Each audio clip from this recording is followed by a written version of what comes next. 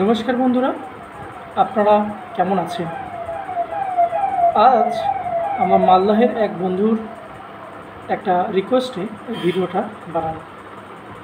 উনি এক সমস্যায় পড়েছেন। ওনার সজনে গাছেতে সাদা মাছির উপদ্রব হয়েছে। এটা কোনোভাবেই উনি কীটনাশক দিয়ে প্রতিরোধ করতে পারছেন না।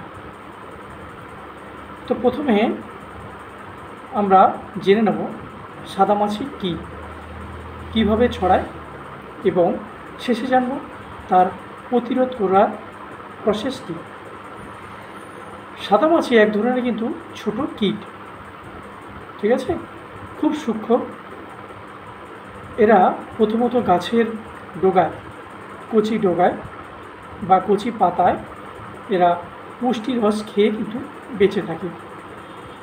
উষ্ণ এবং আর্দ্র জলবায়ুতে এদের জন্য খুব উপকারী। সাধারণত এরা মিষ্টি জাতীয় গাছ, তাতে থাকতে যেমন হচ্ছে জবা গাছ, সজনে গাছ, লাউ গাছ অথবা নারকেল গাছের পাতায় আপনারা হয়তো দেখে থাকবেন।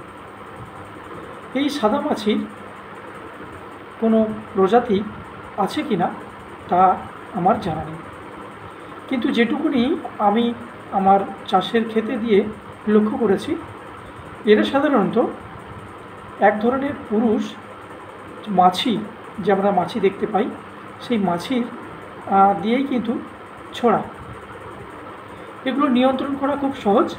আপনি বৈজ্ঞানিক সম্মতভাবে ঘরোয়া পদ্ধতিতে এটি কিন্তু আপনি প্রতিরোধ করতে পারবেন। কিভাবে করবেন সাদা মাছির প্রতিরোধ?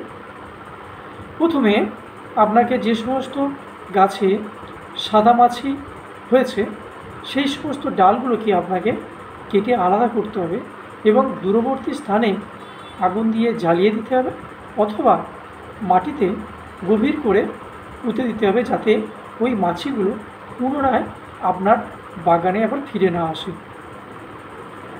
দ্বিতীয় পদ্ধতি কি না, আপনি গাছগুলোকে পরিষ্কার পরিচ্ছন্ন রাখবেন, যাতে মাছি জাতীয় পতঙ্গ আপনার ওই ক্ষেতে আক্রমণ করতে না পারে। যদি আক্রমণ করতে না পারে তাহলে প্রজনন করতে পারবে না। প্রজনন না করলেই কিন্তু সাদা মাছি বাহক তারা বহন করতে পারবে। এর জন্য আপনি কি করতে পারেন না, এর জন্য আপনি নিম তেল আপনি স্প্রে করতে পারেন সপ্তাহে একবার করে, অথবা কেউ কেউ যেমন সাদা মাছির উপদ্রব সেই অনুযায়ী আপনি 15 দিন ছাড়া ছাড়া একবার করে কিন্তু আপনি স্প্রে করতে পারেন। এছাড়া আপনি কি করতে পারেন না, ফেরোমন ট্র্যাপ। ফেরোমন ট্র্যাপ কি না, ফেরোমন ট্র্যাপ হচ্ছে বিভিন্ন কীট পতঙ্গ ধরার যে গাছ যে আমরা পড়েছি, সেই সমস্ত গাছ আপনি ক্ষেতের মধ্যে লাগাতে পারেন। তাতে কি হবে, ওই গাছের গন্ধে আকৃষ্ট হয়ে গাছের মধ্যে যাবে, গাছগুলো ওই মাংসাশী গাছগুলো ওই মশা বা ওই মাছিগুলোকে কিন্তু খেয়ে ফেলবে। এছাড়া আপনি কি করতে পারেন না, কীটনাশক দিতে পারেন। পাইরোথিয়ান বলে এক ধরনের কীটনাশক রয়েছে, সেটি আপনি স্প্রে করতে পারেন। আর কি করতে পারেন না, এছাড়াও বায়োলজিক্যাল নিয়ন্ত্রণের প্রসেস একটা রয়েছে।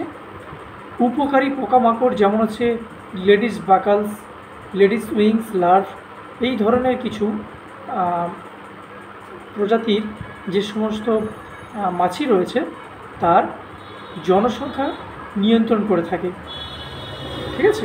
এই সমস্ত দিয়ে আপনি কিন্তু এই সাদা মাছি উপদ্রবকে আপনি কমাতে পারেন।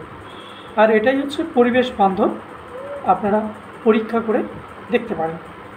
বিশদ জানতে আমাদের সঙ্গে আমাদের কমেন্টস বক্সে কমেন্টস করতে পারেন, এবং আমাদের যদি এই ভিডিওটি ভালো লেগে থাকে অবশ্যই বেশি বেশি করে শেয়ার করতে পারেন। নমস্কার, ভালো থাকবেন সবাই।